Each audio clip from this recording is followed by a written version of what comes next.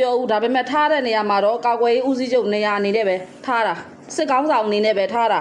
နော်အဲ့တော့ကို့အစင်ကိုသိUG ခေါင်းဆောင်ကိုဒီနိုင်ငံတကာနေမလားသမရအရာထားပြီးတော့မဖိတ်ဘူးဆိုတာကလည်းဒါဖိတ်လို့မရဘူးUG ခေါင်းဆောင်တွေကသမရဆိုတာသူတို့နာမည်ပေးထားတာဖြစ်တယ်သူတို့ကဖွဲ့စည်းထားတာဖြစ်တယ်နော်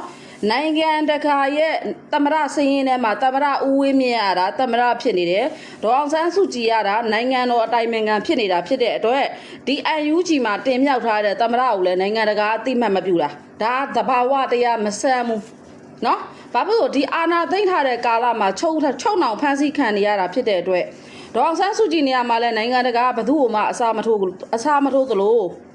နော်သမရဝင်းမြင့်နေရာမှာလည်းဘယ်သူ့ကိုမှအစားထိုးပြီးတော့နိုင်ငံတကာအသိမှတ်မပြုဘူးဆိုတာကဒါနိုင်ငံတကာမှာရှိတဲ့နိုင်ငံတိုင်းရဲ့ဒီမိုကရေစီလို့ခေါ်တဲ့လူအခွင့်အရေးအပြည့်အဝကြောင့်ဖြစ်တယ်လူအခွင့်အရေးဆိုတဲ့စီကံဘောင်ကြောင့်ဖြစ်တယ်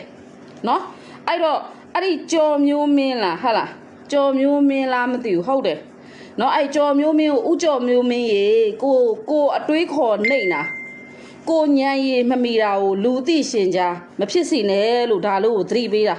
နော်အဲ့တော့ခမရတို့လည်းသိရင်သိမှာပါနော်သိပေမဲ့လည်းခမရတို့ကအခုတချို့ကြလဲတစ်ဖက်ကပြောတဲ့လူကြတော့လဲဗာလဲUG ကိုထိလို့နာရတယ်ကျမမနာပါဘူးအဲ့ဆိုဆီယမဘာတော့UG ကိုထိလို့မနာဘူးလားဆိုနာစရာမလို့တာဒါကိုUG ကလည်းသိရမယ်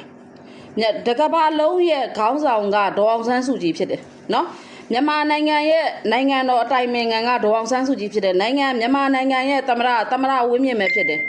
ဘယ်တော့မှဒီဥစ္စာပြောင်းလဲမှာမဟုတ်ဘူးเนาะဘာဖြစ်လို့ဆိုဒီရွေးကောက်ပွဲပြန်မလုပ်မချင်းနောက်ထပ်ပြည်သူအစိုးရမတက်မချင်းကြိုက်တဲ့လူကသမရယာတို့ယူထားကြိုက်တဲ့